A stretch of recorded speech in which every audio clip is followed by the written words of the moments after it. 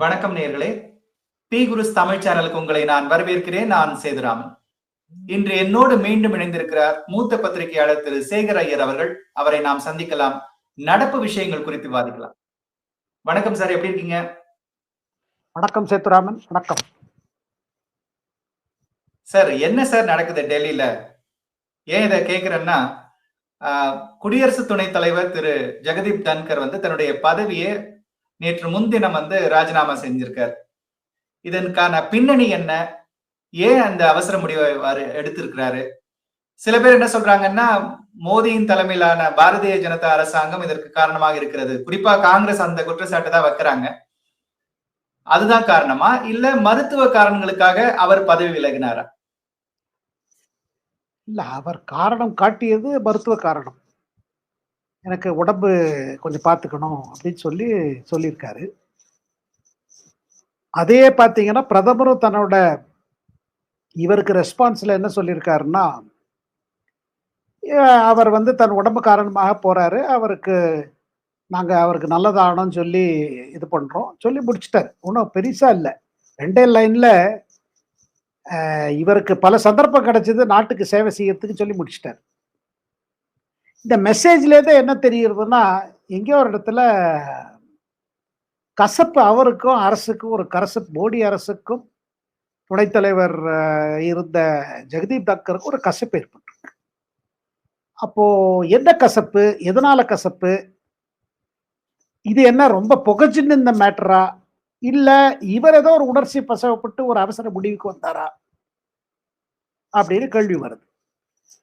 பெரும்பாலும் எனக்கு டெல்லியிலிருந்து நான் சொல்றதுனால எனக்கு என்ன தெரியுதுன்னா, இவர் கட்டாயமாக ஒரு பெரிய அவசர முடிவுல வந்திருக்காரு, ஒரு கடுப்புல வந்திருக்காரு.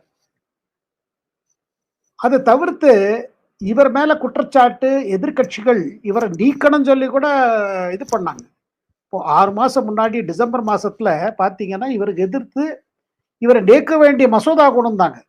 காங்கிரஸ் கட்சி, எல்லா எதிர்கட்சிகளும் இவருக்கு கூடாது, இவர் ராஜ்யசபாவோட அவைத்தலைவரா, அதாவது சேர்மனா இதுவா சரி செயல்படுறது இல்ல, அரசுக்காக வேலை பண்றாரு, பிஜேபிக்காக பண்றாரு, ஆர்எஸ்எஸ்க்காக வேலை பண்றாரு, ஒன்னும் இதுவே இல்லை, இவர்கிட்ட இண்டிபெண்டன்ஸே இல்லை, இவர் ஆப்போசிஷன் எதிர்த்து இருக்காரு, ஆப்போசிஷனை இது பண்றாரு, பேச விடுவதில்லை, இவ்வளவு பல அந்த மசோதாக்கள்ல வந்த பொழுது துணை சேர்மன், அதாவது ஹர்வன்ஸ் இருக்காரு, அவர் இதெல்லாம் ரிஜெக்ட் பண்ணிட்டாரு. இதெல்லாம் 6 மாசம் முன்னாடி நடக்கும். அதுக்கு பிறகு நீ என்ன பாக்குறீங்க, இவர் பல அரசோட கொள்கைகளை பத்தி விமர்சனம் செய்ய ஆரம்பிக்கிறார். அதாவது விவசாயிகளுக்காக, நான் விவசாய குடும்பத்திலேருந்து வந்தவன், நான் விவசாயி புத்திரன், விவசாயிகளுக்காக நீங்க ரொம்ப நாள் இருக்க அவரோட ஆர்ப்பாட்டம், இதுக்கு ஏதாவது ஒரு முடிவு பண்ணணும், தள்ளி போட்டுட்டே இருக்க முடியாது அப்படி இப்படின்னு சொல்றாரு. அது பாத்தீங்கன்னா 6 மாசம் முன்னாடி சிவராஜ் சிங் சௌஹான் முன்னணியிலேயே அதை சொல்றாரு. சிவராஜ் சிங் சௌஹான் அதை கேள்வி கேட்கிறாரு.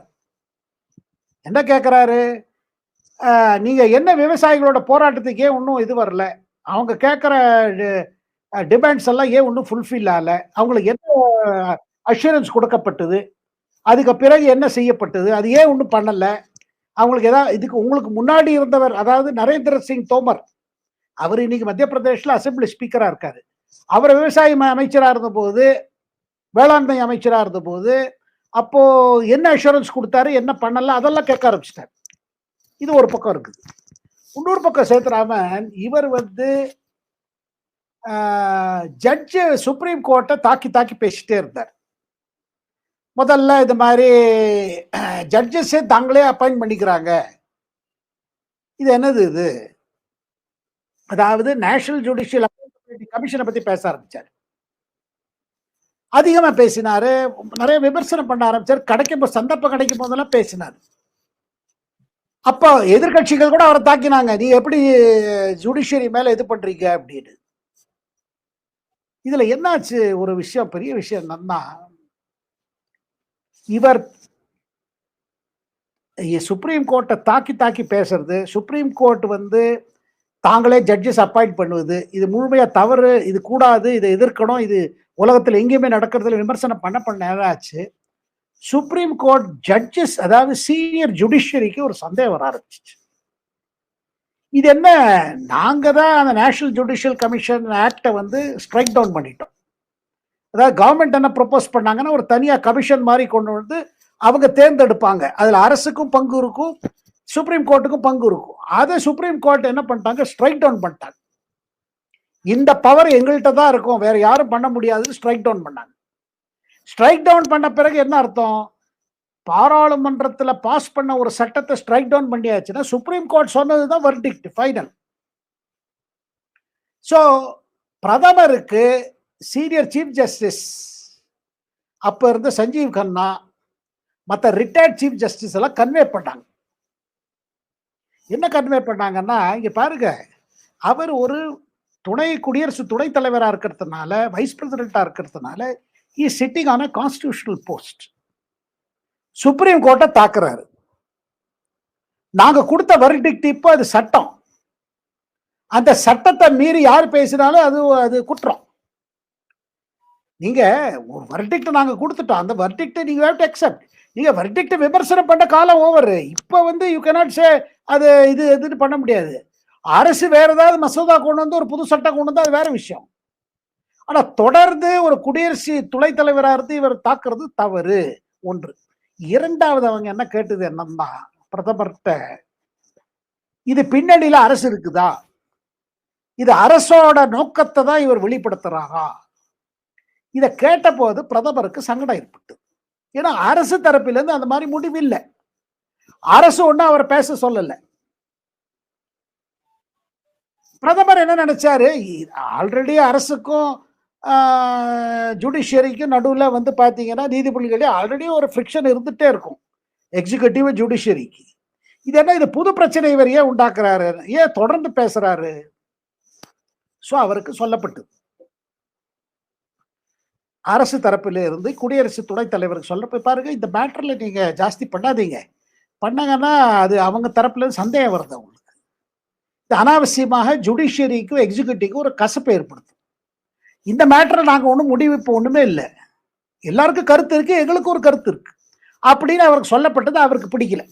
இப்ப நான் என்ன சொல்ல வரேன், கடந்த 6 மாதத்துல எப்படி கொஞ்சம் கொஞ்சமா விஷயங்கள்லாம் கொஞ்சம் கசப்பு வர ஆரம்பிச்சிருச்சு.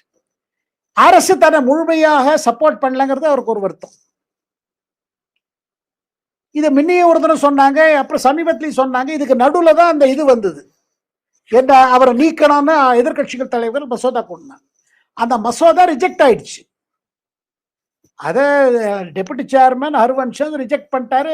அரசு, எந்த அரசுமே ஒரு துணைத் தலைவருக்கு எதிர்த்து வரும் பொழுது அது தாங்க அப்பாயின்ட் பண்ண துணைத் தலைவர் வந்து சப்போர்ட் பண்ண மாட்டாங்க. ஆனா இவருக்கு அதுல என்ன ஒரு வருத்தம்னா, என்ன முழுமையாக வெளிப்படையாக என்ன சப்போர்ட் பண்ணல, எதிர்கட்சிகள் என்ன தாக்கினாங்க, மசோதாவை பண்ணல, ஆனா பிரைம் மினிஸ்டர் லெவல்ல என்ன சப்போர்ட் பண்ணி பேசியிருக்கணும். இது பேசாம அப்படியே ஹவுஸ்ல விட்டாங்க, ரிஜெக்ட் பண்ணிட்டாங்க, ஆனா எனக்கு பெரிய சப்போர்ட் பண்ணல, ஆனா நான் இந்த கவர்மெண்ட்டுக்காக நிறைய பண்றேன். அதனால அவருக்கு ஒரு கசப்பு வந்தது, வெறுப்பு வந்தது, ஒரு கோபம் வந்தது. அதனால இவர் என்ன முடிவு பண்றாரு, சரி நம்ம பேர் இவ்வளவு இதாயிடுச்சு, அதனால நம்ம எதிர்கட்சிகளோட நம்ம கொஞ்சம் சரி பண்ணிக்கணும் உறவை சொல்லி எதிர்கட்சிகளோட அவர் தொடர்பு ஆரம்பிக்கிறார். தன்னை மிமிக்ரி செய்தவர்கள், கல்யாண் பானர்ஜி போல திரிணாமுல் தலைவர் இவர் மிமிக்ரி பண்ணாரு. பாராளுமன்றத்தோட இதுலயே அந்த கேட் வாசலே மிமிக்ரி பண்ணாரு. அது ராகுல் காந்தி வீடியோ கூட எடுத்தாரு, அதெல்லாம் இருக்குது. அவர் என்ன பண்ணாரு, இவங்களெல்லாம் கூப்பிட்டு பேச ஆரம்பிச்சார். இந்த 6 மாச காலத்துல இதெல்லாம் ஆரம்பிக்குது. என்ன, நான் உங்களுக்கு எதிர்த்து இல்லை, கர்கேவனு பேசுறேன், நான் எல்லாம் உங்களுக்கு இல்லை, நான் உங்களுக்கு எல்லாம் கொடுக்குறேன். ஆனா அது பேசும்பொழுது முள்ள அரசை கொஞ்சம் கிரிட்டிசைஸ் பண்ண ஆரம்பிச்சார். இது கவர்மெண்ட் தான் அப்படி இருக்குது, இது கொஞ்சம் அப்படி இருக்குது, அது கொஞ்சம் அப்படி சொல்ல ஆரம்பிச்சார். இப்படி சொல்லிட்டே இருக்கும் பொழுது என்ன ஆச்சுன்னா, தலைவர்களை தொடர்ந்து பார்க்கிறார். இப்ப சமீபத்தில் ஒரு 10 நாள் முன்பு 3 எதிர்கட்சி தலைவர்கள் அவர் சந்திக்கிறாங்க. அவர் சந்தித்து பேசும் பொழுது அவர் வந்து சொல்லிட்டே வர்றாரு. சொல்லும் போதோ பிரதமருக்கு எதிர்த்து பேச ஆரம்பிச்சார்,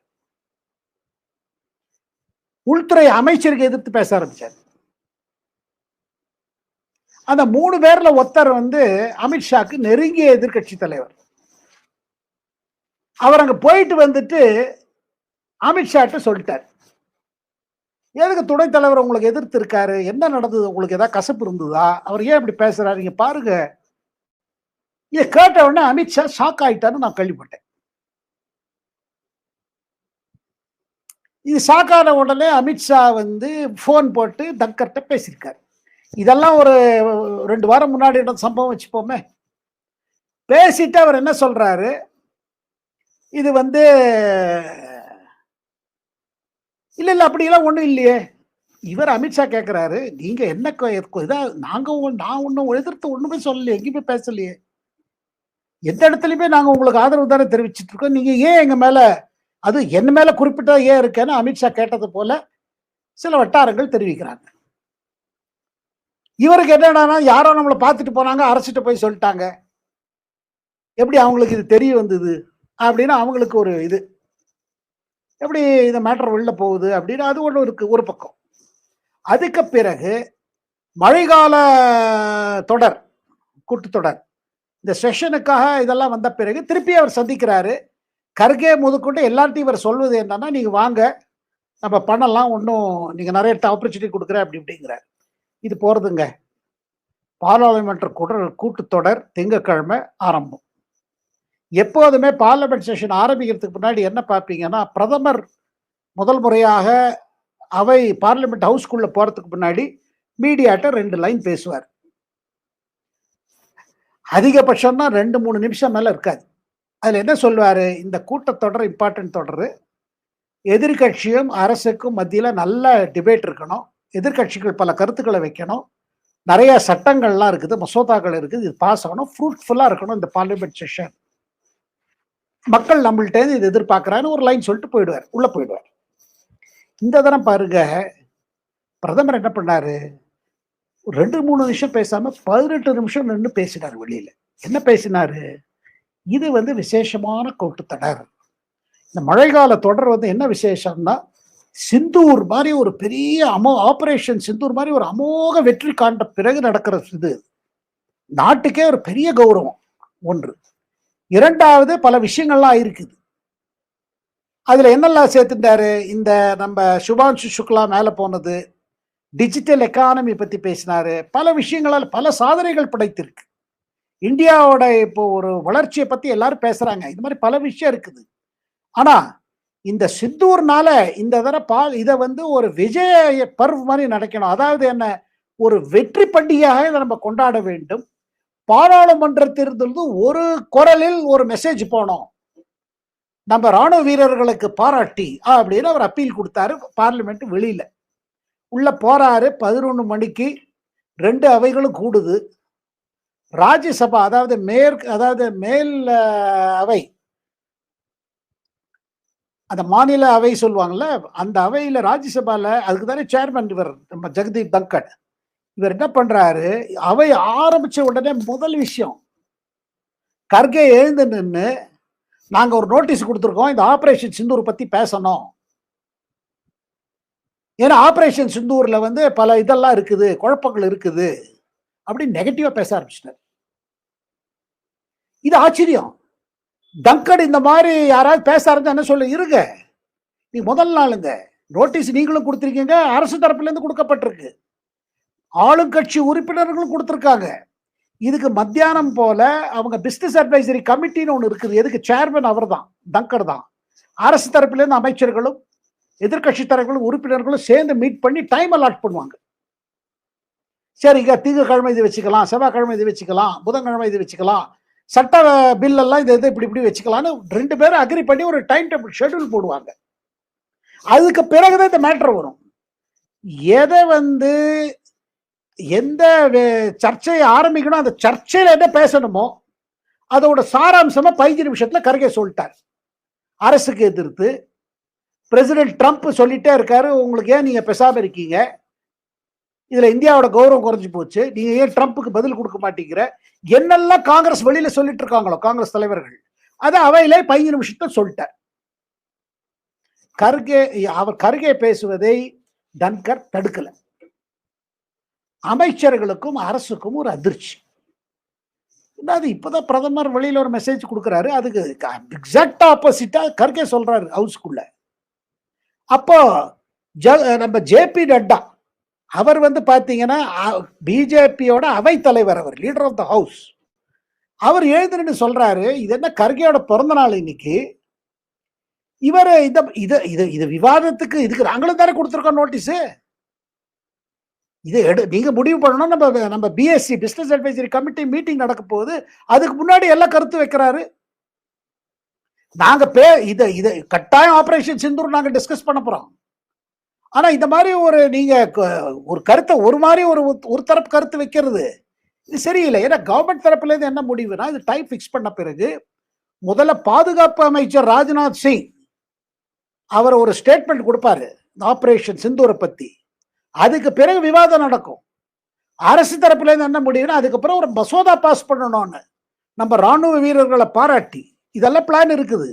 இவர் என்னன்னா அந்த 15 நிமிஷத்திலே இவ்வளவு அரசை விமர்சித்து ஆபரேஷன் சிந்துல ஏதோ பிழை இருந்த மாதிரியும், இந்தியா ஒன்றும் சாதனை புரியாத மாதிரியும், ட்ரம்ப் ஏதோ வந்து நிப்பாட்டிட்டாரு, பிரதமர் மௌனம் சாதிச்சார். பிரதமர் மௌனம் சாதிக்கல. கடந்த மாதம் G7 சம்மிட்டுக்கு கனடா போன போது கனடால அப்போ ட்ரம்ப் போன் போட்டு பேசி, நீங்க இந்தியா திரும்புறதுக்கு முன்னாடி வாஷிங்டன் வந்துட்டு போங்கன்னு ட்ரம்ப் சொன்னாரு. அப்போ மோடி வந்து அந்த சந்தர்ப்பத்தை அந்த போன் கால் வந்து சந்தர்ப்பத்தை உபயோகப்படுத்தி, இல்ல ஒண்ணு கிளாரிஃபை பண்றேன் உங்களுக்கு, இந்தியாவும் பாகிஸ்தான் அந்த போர், இந்தியா என்ன டெரரிஸ்ட் இதை அதை உடைக்கணும் நினைச்சாங்க, உடைச்சிட்டோம், நாங்க நிறைய டேமேஜ் பண்ணிட்டோம். அதுக்கு பிறகு பாகிஸ்தான் எங்கள்கிட்ட போர் நிறுத்திக்க சொன்னப்பறம் தான் நாங்க நிப்பாட்டிடுறோம், எங்க ஆப்ஜெக்டிவ் ஃபுல்ஃபில் ஆயிடுச்சு. இதை நான் ட்ரம்புக்கு கூறினேன்னு சொல்லி எம்பிஏ தரப்புல வெளியிடப்பட்டது. அப்ப ட்ரம்ப் தரப்புல இருந்து கான்ட்ரடிக்ஷன் இல்லை, அதாவது பிரதமர் என்கிட்ட பேசவே இல்லையோ இல்லை இதை பத்தி சொல்லலையோன்னு வரவே இல்லை, அப்பவே சொல்லிட்டாங்க. ஏன்னா ரொம்ப நாள் இது வந்துட்டே இருந்ததுன்னு. இன்னைக்கு அன்னைக்கு என்ன ஆச்சு, கருக்கே 25 வாரம் ட்ரம்ப் சொல்லிட்டார், மோடி பதில் சொல்லல. அதாவது மோடி ஒரு தரம் பதில் சொன்னாரு G7 சம்மிட்ல, ட்ரம்போட பேசின பிறகு கனடால இருந்து பேசுறதுக்கு பாரதம் திரும்புறதுக்கு முன்னாடி பேசணும்னு சொல்லிட்டார். கவர்மெண்ட்டுக்கு என்ன இது, அதாவது கவர்மெண்ட் தரப்புல என்னன்னா, எதுக்கு டக்கர் அவரை இவ்வளவு பேச விட்டாரு, சர்ச்சைக்கு நேரம் ஒதுக்க போறது இப்ப ஒதுக்கியாச்சு. 16 மணி நேரம் கீழவையிலையும் மக்களவையிலையும் மேலவையில ஒரு 9 மணி நேரம், அதாவது 25 மணி நேரம் இது மேல டிபேட் இருக்க போகுது. அதுல எல்லா கருத்து வைக்கட்டும், விமர்சனமும் வைக்கட்டும், அதுல கவர்மெண்ட்டுக்கு ஒண்ணும் இல்லை. ஆனா எதுக்கு ஒன் சைடடா இந்த மாதிரி நடக்குது, இதுல அவங்களுக்கு சந்தேகம் வருது அரசு தரப்புல.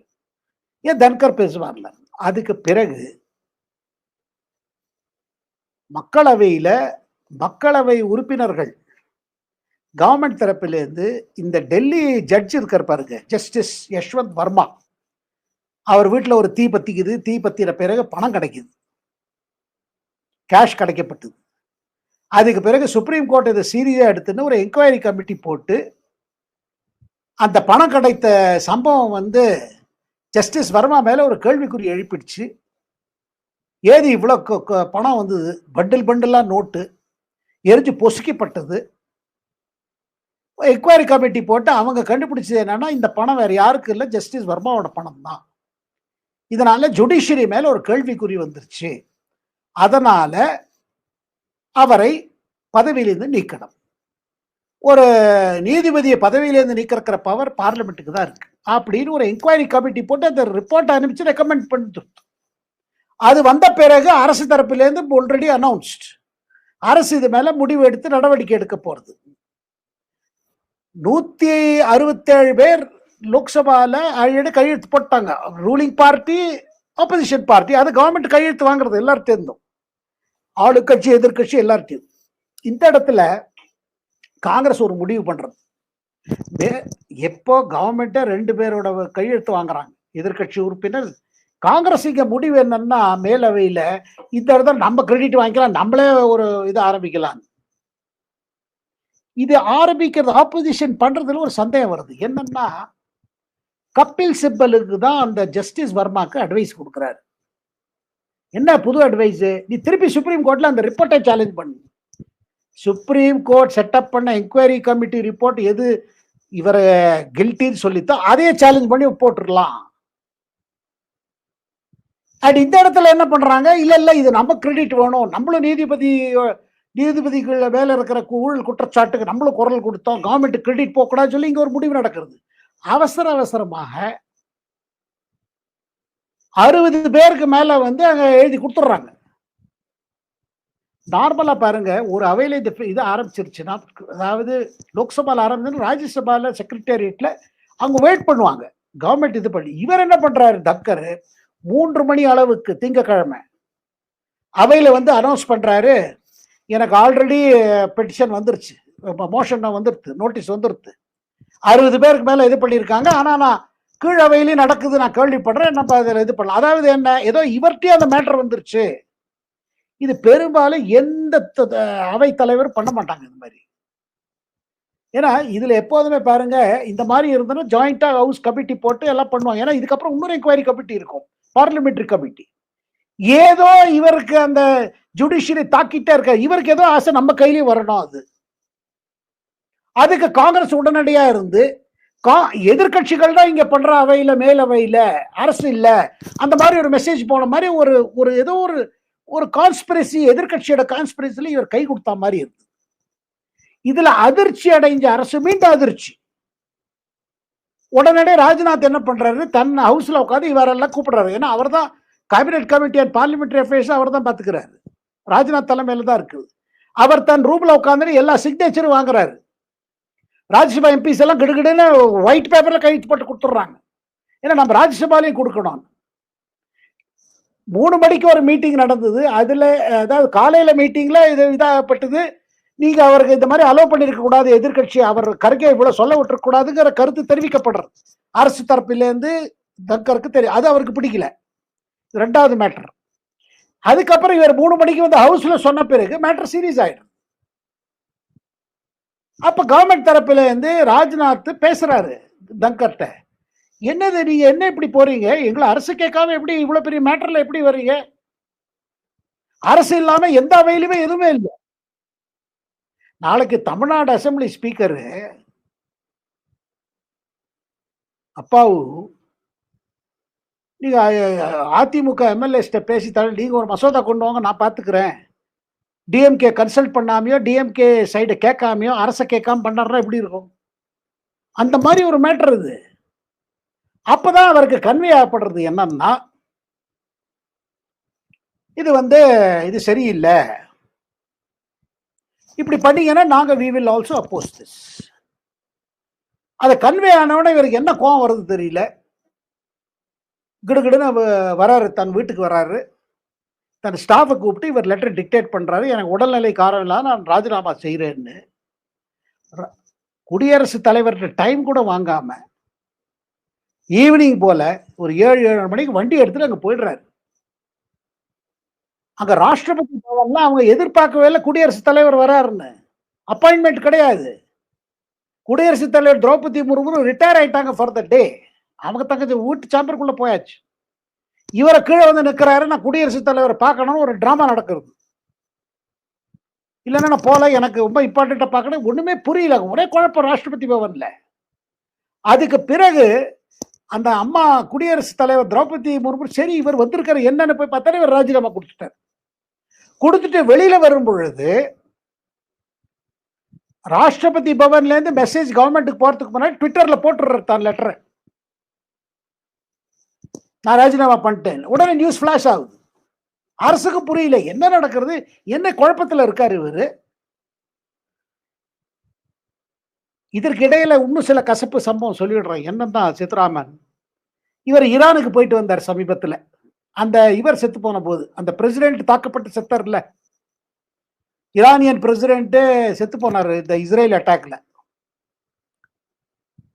அப்ப அவருக்காக அவன் ஸ்டேட் ஃபியூனரல் நடந்தது, அரசு இவர் அனுப்பிச்சாங்க ரெப்ரசன்ட் பண்ணி. அனுப்பிச்ச போது தேரான்ல இவருக்கு தங்கியிருந்த ஹோட்டல் வசதி சரியில்லை, எம்ஏ சரியாவே பண்ணலன்னு கம்ப்ளைண்ட் பண்ணார், லெட்டர் எழுதினார். எனக்கு கிடைக்க வேண்டியது கிடைக்க மாட்டேங்கிறது, இந்திய அரசு சரியாவே கவனிக்கல என்னன்னு ஒரு குற்றச்சாட்டு வைக்கிறாரு லெட்டர் மூலமா நம்ம வெளியுறவு அமைச்சத்துக்கு. வெளியுறவு அமைச்சகத்திலேருந்து அவருக்கு சொல்லப்படுறது, பாருங்க தேரான்ல பல லீடர்ஸ் குவிஞ்சாங்க அஞ்சலி செலுத்துவதற்கு ஈரானியனோட தலைவருக்கு. அதுல அவங்க கொடுத்த ஹோட்டல்ல தான் உங்களுக்கு புக் பண்ணா அந்த எல்லா விஐபி லாஜிஸ்டிக்ஸ் எல்லாம் அவங்க பார்த்துட்டாங்க. அண்ட் இது தனிப்பட்ட பயலேட்டரல் விசிட் தான் நாங்க எல்லாம் பண்ணியிருப்போம் அப்படின்னு அவர் கன்வே பண்றாங்க. ரெண்டாவது அவர் கம்ப்ளைண்ட் பண்றாரு, நீங்க கொடுத்த ஏர்கிராப்ட் சின்னதா இருந்தது, பிரதமர் உபயோகப்படுத்துற அந்த ஏர்ஃபோர்ஸ் ஒன் பெரிய ஏர்கிராப்ட் அதுதான் எனக்கு வந்திருக்கணும், இவர் எது வெளிநாடு எடுத்துன்னு போறோம் அது வந்திருக்கணும், இந்த மாதிரி அதே புரோட்டோகால் எனக்கு இருக்கணும், எனக்கே இருக்க மாட்டேங்கிறது, எனக்கே வெளிநாட்டுக்கு நிறைய அனுப்புறது இல்ல, அப்படி இப்படின்னு திரௌபதி முர்மு கூட நிறைய இடத்துக்கு போறாங்க. இந்த மாதிரி ஒரு பிள்ளைத்தனமான சில விஷயங்கள் ஆரம்பிக்கிறாரு. அதுல இரிட்டேஷன் இருக்கிறது தெரிய வருது. அது கவர்மெண்டோட சீரியஸா எடுத்துக்கல. ஏதாவது ஃபெசிலிட்டிஸ்ல ஏதாவது குறைபாடு இருந்ததுன்னா அது சரியாக்கணும் தான் அரசு சொல்லியிருக்கும். ஆனா இதெல்லாம் அவருக்கு உள்ளுக்குள்ள பாயில் ஆகுது. இதெல்லாம் 6 மாசத்துல நடக்கிறது. அதாவது பெரிய இடத்துல இருக்கிறவங்க சில சமயம் என்ன மூடு வந்து தெரியல, they get very angry. காரணம் இல்லாம இதை நம்மள இதுல சொல்லுவாங்க, இதெல்லாம் கிராஷேஷ்டம்பாங்க. நேரங்காலம் சரியில்லைன்னா இந்த மாதிரி ஏதாவது ஒன்று தப்பு தண்டை பண்ண ஆரம்பிச்சிருவாங்க. அந்த மாதிரி இவர் தானே ஏதோ நினைச்சிட்டு, தானே நினைத்து, தானே ஏங்கி, தானே ஒரு கோவப்பட்டு, எப்போ இவர் இத்தனை நாள பிரதமர் கை கூப்பியே பார்த்துட்டு இருப்பாரு, பிரதமர் அவ்வளவு புகழுவாரு, எல்லாம் பண்ணுவாரு. அதனால்தான் எதிர்கட்சிகள் என்ன சொன்னாங்க, நீங்க அவருக்கு ஜால்ரா அடிக்கிறாங்கன்னாங்க. அப்படி இருந்துட்டு இவர் டக்குனு மூடு மாறிடுது. இதற்கு இடையே சில விஷயம் இருக்குது சேதுராமன். நான் சொல்ல போறது ரொம்ப சென்சிட்டிவ். இன்னைக்கு இன்று இரவு டெல்லியில பேசப்படுவது என்னன்னா, எங்கேயோ ஒரு இடத்துல யஷ்வந்த் வர்மா வந்து தங்கர் கிட்ட இருக்கிறவள் யார்ட்டையோ பேச ஆரம்பிச்சிருக்காரு. அதாவது நான் திருப்பி சுப்ரீம் கோர்ட் போறேன், இந்த மேட்டர் அங்க டிலே பண்ணுங்க. அது தன்கர் அவர்கள் பேசுறாங்களா இல்லையா எல்லாம் சர்ச்சை ஆயின்று. அண்ட் கூறப்படுகிறது என்னன்னா, தன்கரோட மாப்பிள்ளை மூலமா கான்டாக்ட் ஆகுது. அதுல தன்கர் எப்படியாவது அந்த இம்பீச்மெண்ட் மோஷனை டிலே பண்ணட்டும், அதுக்குள்ள இவர் சுப்ரீம் கோர்ட்ல போய் ஒரு ஸ்டேகே வாங்கிட்டு அந்த மேட்டர் நின்று போயிடும். ஜஸ்டிஸ் யஷ்வந்த் வர்மாக்கு முழுமையா ஆதரவு தெரிவிச்சு அவருக்கு லீகல் அட்வைஸ் கொடுக்கிறது கபில் சிபல். கபில் சிபலும் தன்கர் ஆகும்னா பார்த்துட்டு இருக்காரு. இதுல பல சந்தேகம் கிளம்புது. இவரோட மாப்பிள்ளைக்கு ஏதாவது ரோல் இருந்ததா, இல்ல இவர் வெளிப்படையாக கவர்மெண்ட்டுக்கு எதிர்த்து கிளம்பினார்? ஏன் கிளம்பினாரு? இவ்வளவு சீனியரா இருந்திருக்காரு, 2003ல இருந்து பிஜேபியில இருக்காரு. முதல்ல தேவிலால் கிட்ட இருந்தாரு, அந்த ஜனதா தளத்துல இருந்தாரு, அப்புறம் இங்க வந்தாரு. மோடி கண்டுக்காதவர்கள் யாருமே ஜெகதீப் தங்கரை கண்டுக்கல. இவர் தான் வந்த பிறகு அவர் மேற்கு வங்காளத்துக்கு அனுப்பிச்சார். இதெல்லாம் வரும்பொழுது இன்னைக்கு என்ன இதுக்குதான் சண்டையா இருக்கு. பிளேன் சரியா கிடைக்கல, அது சரியா கிடைக்கல, நான் ஜுடிஷியரிஸ் போடுறப்ப போர்ல நீங்க ஏன் கலந்துக்கல, இதெல்லாம் பார்த்த உடனே பிரதமருக்கு அவர் மேல என்னது, ஏன் இப்படி தொடர்ந்து இந்த மாதிரி ஒரு பிரச்சனை பண்ணிட்டு இருக்காரு. அண்ட் இந்த மாதிரி இந்த ஜட்ஜி மேட்டர்ல இதான உடனே பிரதமர் இருக்கிற அதிருப்தியை ஒரு அமைச்சர்கள் மூலமா அவர் கன்வே பண்ணப்படும். பாருங்க, இப்படி பண்ணீங்கன்னா அரசு will also oppose you. அதுக்கு பிறகுதான் இந்த சம்பவம் நடந்திருக்கு. இப்ப எதிர்கட்சிகள் என்ன எதிர்பார்க்கிறாங்கன்னா, இன்னைக்கு அவரை பார்க்கறதுக்கு முயற்சி பண்ணாங்க. எந்த எதிர்கட்சி தலைவரையும் அவர் பார்க்கல. இன்னைக்கு அவரோட அலுவலகத்திலேயே, வீட்டிலேயே இருக்கிற அலுவலகத்துக்கு சீல் வச்சுட்டாங்க. அவர் சோசியல் மீடியாவே மூடிட்டாங்க. அதை தவிர்த்து இன்னைக்கு தேர்தல் ஆணையம் நோட்டீஸ் இஷ்யூ பண்ணிட்டாங்க. வேக்கன்சி வந்துருச்சு, அவரோட இது அக்செப்ட் ஆயிடுச்சு, அது நேத்திக்கே வந்துருச்சு ஹோம் மினிஸ்ட்ரியில. கட கட கட கடன்னு நடக்குது. இதெல்லாம் பார்க்கும் பொழுது என்னவோ புகஞ்சின்றது, பெருசா புகஞ்சிருதா, இல்ல இவர் அவசரப்பட்டு ஒரு கோபத்துல செய்த செயலா, அண்ட் அரசுக்கு இவர் ஏன் எதிர்க்க ஆரம்பிச்சாரு? முதல்ல ஜால்ரா அடிக்க சொன்னது அரசு இல்ல, எதிர்கட்சிகளையும் எங்களுக்கா தாக்குங்கன்னு சொல்லல, இவர் அதிகமா போய் தாக்கிறார். ஓம் பிர்லா கூட அது மாதிரி பண்ணலையே. அவை நடத்துவதிலே அவை சட்டத்தை பிரகாரம் எப்படி செய்யணுமோ அத்தனை செஞ்சாரு. இப்ப என்ன இதுல பிரச்சனை? இதுல பல கேள்விகளை எழுப்பியிருக்காரு.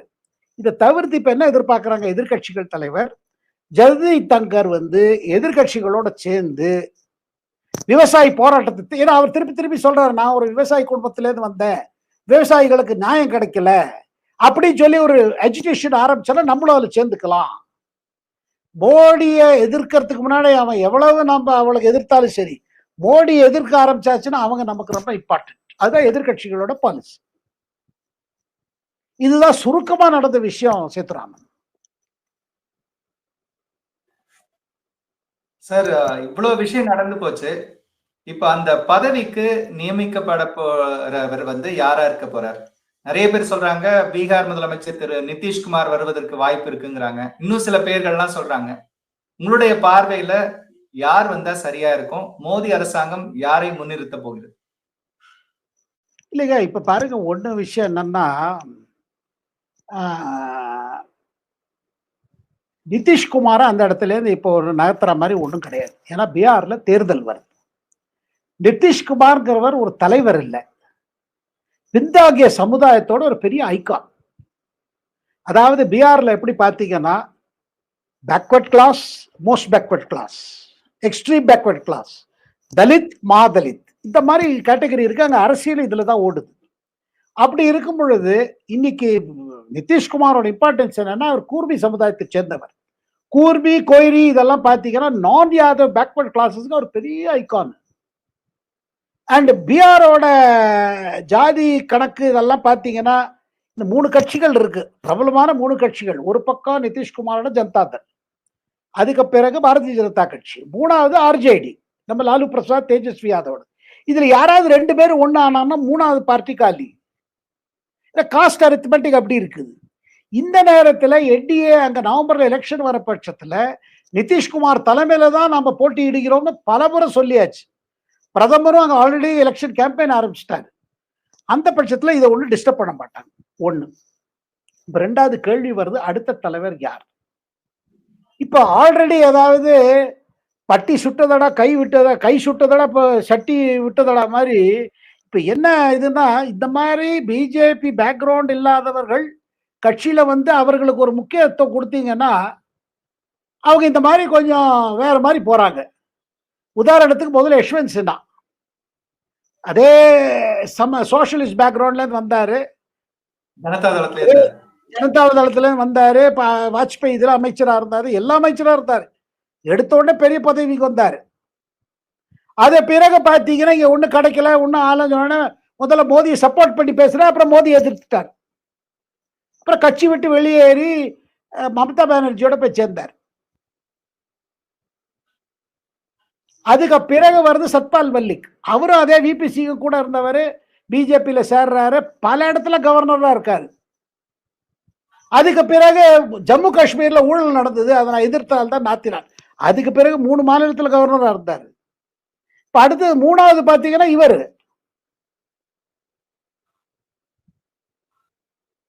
அப்ப இதுல இருந்து என்ன தெரியுதுன்னா, இனிமே நம்ம ஜாகிரதையா இருக்கணும். இந்த மாதிரி கான்ஸ்டிடியூஷனல் பதவி பிரசிடென்டா இருக்கோ, இது நம்ம கொச்சிக்குள்ள இருந்து எடுக்கிறது பெட்டர். அண்ட் சட்டத்திலையும் நல்லா தெரிஞ்சிருக்கணும்.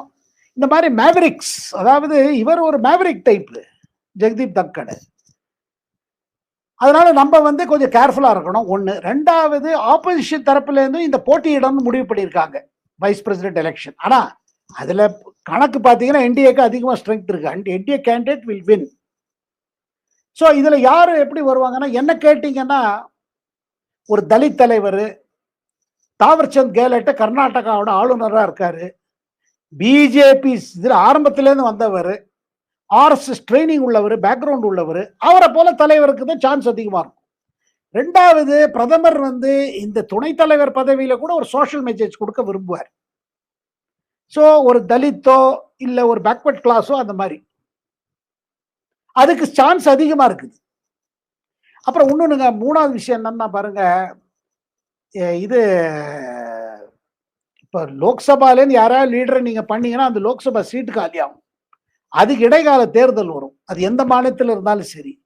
இப்ப தற்சமயத்துக்கு பிரதமரோ இல்ல பிஜேபி கட்சியோ ஆசைப்பட மாட்டாங்க ஒரு துணை தேர்தல் வந்து அதுல டென்ஷன் வந்து அதுல இருக்கிற கேண்டிடேட் ஏதாவது பொம்பு வந்துன்னா அதெல்லாம் பண்ண மாட்டாங்க. சோ ஆளுநர்கள்ல யாராவது ஒரு ஆளுநர்கள் இதை பிஜேபி சேர்ந்தவர்கள் தான் சான்ஸ் அதிகம்.